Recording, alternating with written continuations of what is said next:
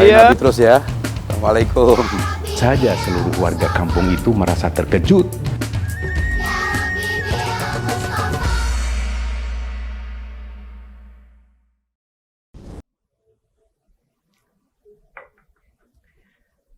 Suatu malam, seorang raja ditemani kepala keamanannya menyamar sebagai orang biasa untuk melihat sendiri keadaan masyarakat. Di suatu tempat, ia menemukan seorang pria tergeletak dalam kondisi tak bernyawa. Tak ada satu orang pun yang peduli melihat jenazah itu. Raja memanggil beberapa orang dan bertanya, mengapa pria ini terbaring mati di tanah dan mengapa tidak ada yang peduli? Di mana keluarganya? Mereka menjawab, dia hanya seorang pemabuk dan pezina. Bukankah dia juga umat Rasulullah? Sekarang bantu aku membawanya ke rumahnya, ucap raja dengan nada marah. Akhirnya ia bersama beberapa orang membawa mayat almarhum ke rumahnya. Begitu sampai, semua orang langsung pergi. Tetapi raja dan pembantunya tetap berada di sana. Ketika istri pria itu melihat mayat suaminya, ia menangis lalu berkata, semoga Allah merahmatimu, wahai sahabat Allah. Aku bersaksi bahwa kamu termasuk orang-orang yang soleh. Raja heran mendengar ucapan itu.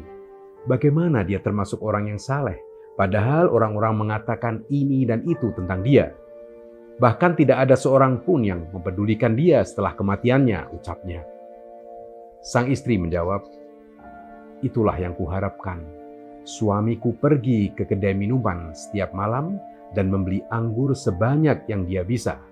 Kemudian dia membawanya pulang dan menuangkan semuanya ke saluran pembuangan, seraya berkata, hari ini aku menyelamatkan sebagian muslim.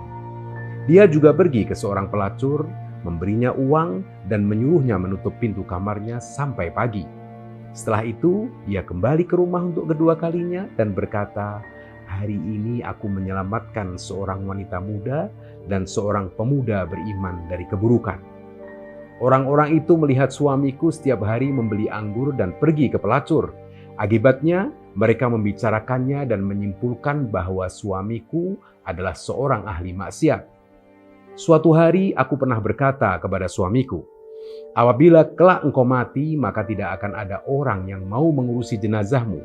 Tidak akan ada orang yang mau memandikanmu, menyolatkanmu, dan menguburkanmu. Sambil tertawa suamiku menjawab, jangan khawatir istriku, sultannya orang-orang mukmin bersama orang-orang saleh akan mengurus dan menyolatkan jenazahku.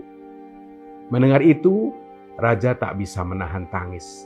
Dia berkata, demi Allah, dia telah mengatakan yang sebenarnya, karena aku adalah raja yang ia maksudkan. Besok kami akan memandikannya, menyolatkannya, dan menguburkannya. Raja itu adalah Sultan Murad, seorang sultan yang pernah memimpin dinasti Utsmaniyah. Jangan terlalu mudah menilai dan menghakimi seseorang, karena kita tak pernah tahu seluruh keadaannya. Jaga lisan dan jaga hati kita dalam menilai orang lain.